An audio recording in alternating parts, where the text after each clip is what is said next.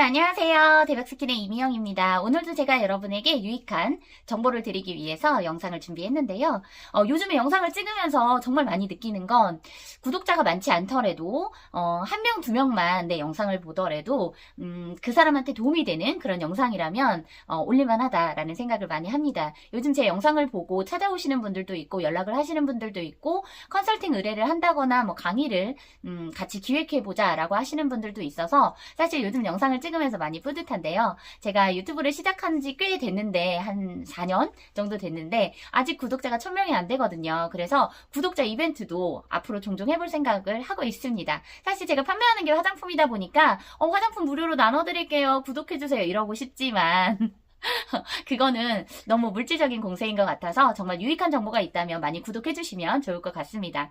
오늘 제가 하고 싶은 얘기는 지난 영상에 조금 이어지는 그런 내용이 아닐까라는 생각을 하는데요. 사실 마진율을 계산할 때마다 제가 느끼는 건 뭐냐면 이게 과연 내가 맞게 계산을 하는 걸까라는 생각을 많이 합니다. 이유는 마진율이라는 게 실질적으로 순수익이긴 하지만 이 순수익이 생기기 위해서 필요한 것들이 꽤 많이 있거든요. 그런 걸 일일이 다 따져보면 사실 순수익이 더 많은 경우도 있고 더 적은 경우도 있습니다. 예를 들면 쿠팡에 제가 판매하는 상품이 워낙 많다 보니까 광고를 많이 하는데요. 요즘 가장 쉽게 하는 광고가 AI 광고예요. AI 광고는 자동으로 광고가 돌아가는 형태로 되어 있다 보니까 뭐 금액을 하루 얼마로 정해놓고 로아스를 몇 %다 이렇게 해놓는데 쿠팡에서는 사실 하루 3만원에 뭐 350%의 로아스로 이렇게 기본 등록을 해라 라고 되어 있는데 사실 저는 더 많은 광고비를 쓰기는 합니다.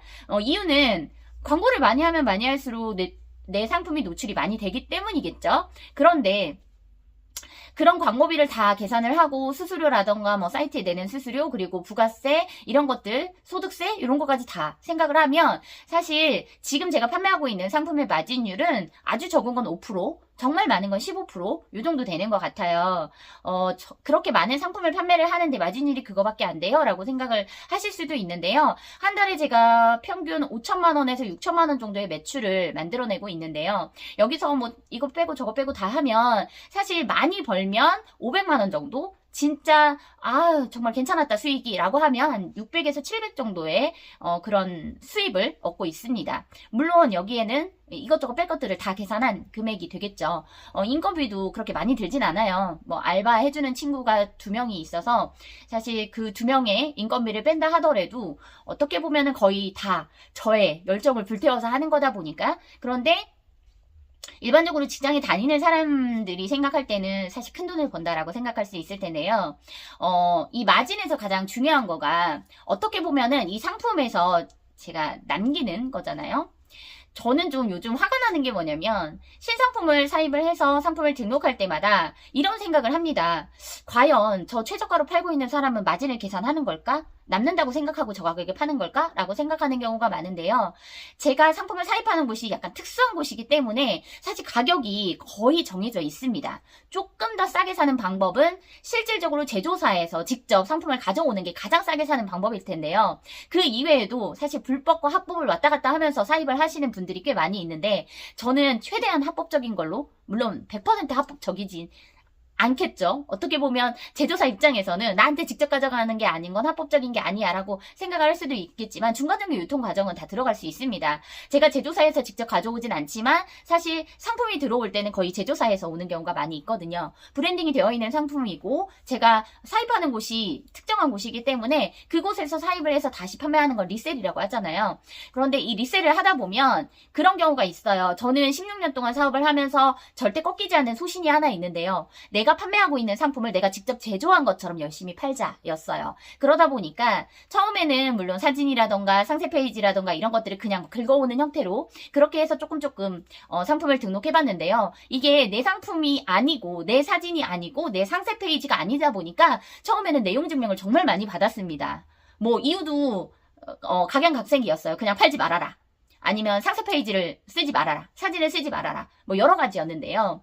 그러다 보니까 어느 순간부터는 내 거인 것처럼 해보자. 그러면 상품을 사입해서 사진도 직접 찍고 상세 페이지도 직접 만들어 보자라고 해서 거의 10년 넘게 직접 다 하고 있습니다. 지금은 저희 남편이 전공이 컴퓨터이다 보니까 물론 포토샵도 좀 잘하고 사진 작가이기 때문에 사진도 잘 찍고 이런 여러 가지의 어떤 요소들이 잘 맞아서 지금은 직접 사진 작업과 상세 페이지 작업을 하는데 전혀 문제가 없고 오히려 제조사의 상세 페이지 사진보다 퀄리티가 훨씬 좋은 그런 제품들의 사진과 상세 페이지를 만들어내고 있는데요.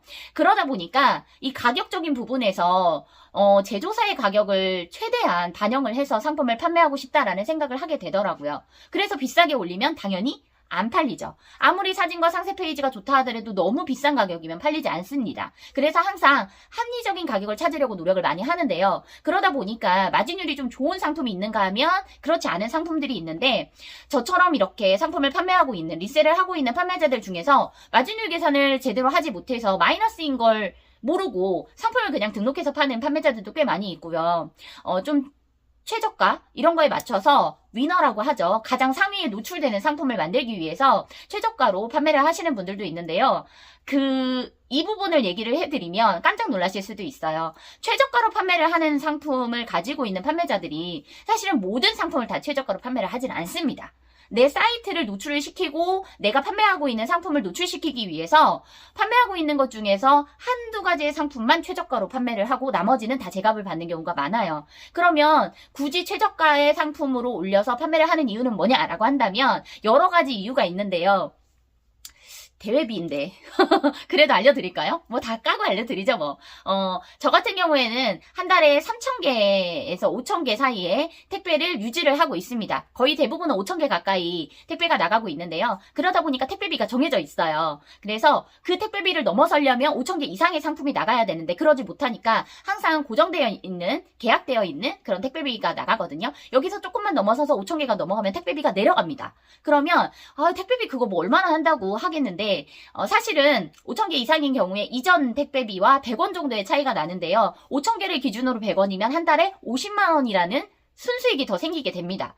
제가 예전에 처음 택배를 시작했을 때만 해도 택배비가 뭐 2,200원, 뭐 2,000원 이렇게 뭐 아니면 3,000원, 뭐 3,500원 아주 비싸거나 아주 싸거나였는데요. 그때 당시에는 나가는 택배가 몇 개 안 되다 보니까 3,000원씩 보냈어요. 지금도 사실은 고객들한테 택배비를 3,000원씩 받고 있는데 그때는 고객한테 택배비를 3,000원을 받고 제가 택배비를 3,000원을 내면 사실 남는 게 하나도 없잖아요. 왜냐면 박스값도 들어가기 때문에. 그래서 그때는 고객한테 3,500원의 택배비를 받고 제가 3,000원의 택배가 나갔거든요. 거기에 박스값, 저의 뭐 추가적으로 들어가는 사은품 이것저것 다 잡비 이런 것들을 계산했던 것 같아요. 지금은 사실 그런 것들을 다 계산하다 보니까 3,000원 정도는 받아야 내가 이것저것 빠지는 것까지 다 계산이 되겠구나 라고 해서 택배비를 3,000원을 받고 있는데요. 택배비가 100원만 떨어져도 50만 원이라는 꽁돈이 생긴다고 했잖아요. 똑같은 택배를 보내는데 이 구간이 달라지면 내가 벌 수 있는 돈이 더 많아집니다. 그래서 예전에는 제가 택배비가 1,700원까지 떨어진 적이 있는데 그때 고객들한테 2,200원의 택배비를 받았거든요. 그러면 이 500원 중에서 뭐 박스값 빼고 뭐 이것저것 차감할 것들 뺀다 하더라도 사실 한 달에 한 400에서 500 정도의 꽁돈이 생겼습니다. 택배 개수가 워낙 많았기 때문이죠. 그래서 지금도 제가 유지하고 있는 택배 개수에서 조금만 더 올라가서 택배비가 내려간다라고 하면 꽁돈으로 생길 수 있는 것들이 커지는 거든요. 그러다 보니까 사실은 택배 개수에 목숨을 걸 수밖에 없고요. 이 택배 개수를 맞추기 위해서 마진을 포기하고 그냥 똔똔이라고 하죠, 우리가. 그렇게 판매하는 상품들을 몇 가지 정도는 가지고 갑니다. 아주 잘 판매가 되는 상품, 단품으로 판매할 수 있는 상품, 그런 것들은 가격을 많이 책정하지 않고 그냥 원가에서 내가 손해보지 않는 선에서 판매를 하자라고 등록을 하는 경우도 있어요. 그런데 그걸 모르고 그 가격에 따라서 상품 등록을 하는 다른 판매자들이 생기다 보면 사실은 가격이 무너지는 거거든요. 저의 소신은 그거예요. 내가 팔고 있는 상품이 리셀이라 하더라도 그 회사의 가치는 인정을 해주자. 그래서 내가 가격을 절대 바닥까지 떨어뜨리지 말자라는 생각을 하고 있기 때문에 웬만해서는 저는 판매가에 준하는 가격으로, 그러니까 제조사가 등록한 가격에 준하는 가격으로 상품 등록을 해서 판매를 하려고 노력을 많이 합니다.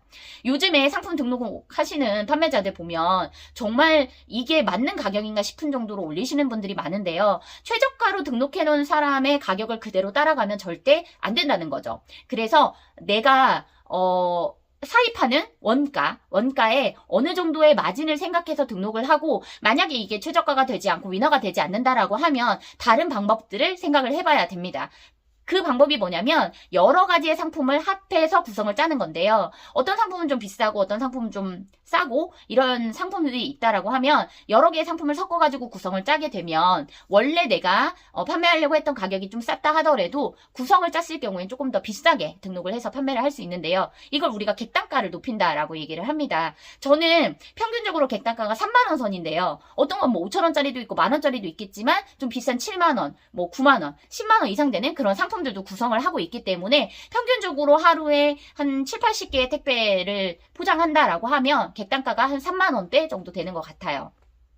사실 마진율 얘기를 하면서 다른 것까지 다 제가 얘기를 하게 됐는데요. 마진이라는 거는 그렇습니다. 광고비도 빼고 이것저것 인건비도 빼고 다 빼야 하지만 내가 정말 최소로 남길 수 있는 금액이 얼마인지를 생각해서 상품을 등록하는 것도 좋지만 이 상품을 만들어낸 제조사의 어떤 상품에 대한 가치? 이런 것들도 좀 존중을 해주면서 상품을 등록해서 판매를 해야 되지 않을까라는 생각을 해요. 요즘 제가 가장 많이 드는 생각은 뭐냐면 이렇게 내가 정보를 다 알려주면 똑똑한 사람들은 내 정보를 가지고 사업을 시작할 수 있겠지. 그럼 나는 알려주지 말까? 이런 생각을 하는 경우도 있지만 어차피 알려줘도 할 사람만 하고 하지 않을 사람은 안 하거든요. 제가 요즘 드는 생각은 쿠팡에 광고를 하면 로아스가 뭐 1000%, 2000% 나오게 해주겠다. 그러니 우리한테 광고를 맡겨라 라고 하는 그런 마케팅을 해주는 뭐 그런 회사들이 꽤 많이 있다고 하더라고요. 저는 한 번도 그런 회사에 맡겨본 적은 없고 제가 직접적으로 세팅을 하고 있지만 가장 좋은 방법은 그거거든요. 광고를 넣으면서도 꾸준히 상품을 등록을 해야 하고요. 그 등록한 상품이 팔릴만한 상품이어야 되는데 이 팔릴만한 상품을 소싱하는 거는 되게 어렵습니다. 제가 소싱하고 있는 방법은 솔직히 16년 동안 하고 있지만 모르는 사람은 정말 알 수 없는 분야예요. 그래서 제가 이걸 알려주니까 이걸 가지고 또 강의를 만들고 하시는 분들도 있으시더라고요. 물론 괜찮습니다. 저한테 다 배워가서 뭐 강의팔이도 하시고 뭐 상품 소싱도 하시고 다른 사람한테도 알려주고 하셔도 돼요. 하지만 그분이 관가하는 게 있습니다.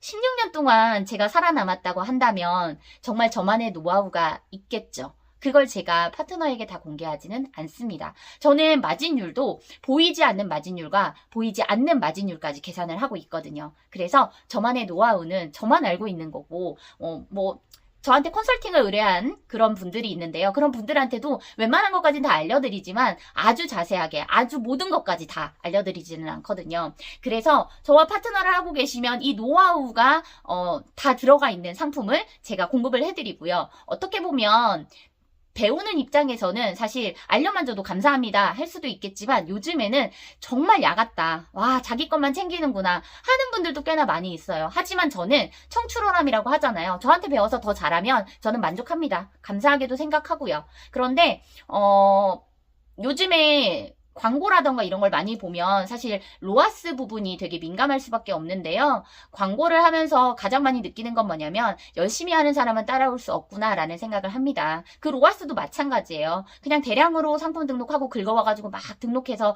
올려서 판매하면 로아스 안 올라가거든요. 정말 하나씩 차근차근 등록을 하고 꾸준히 로그인하고 이렇게 하는 게 로아스를 높이는 가장 좋은 방법이고요.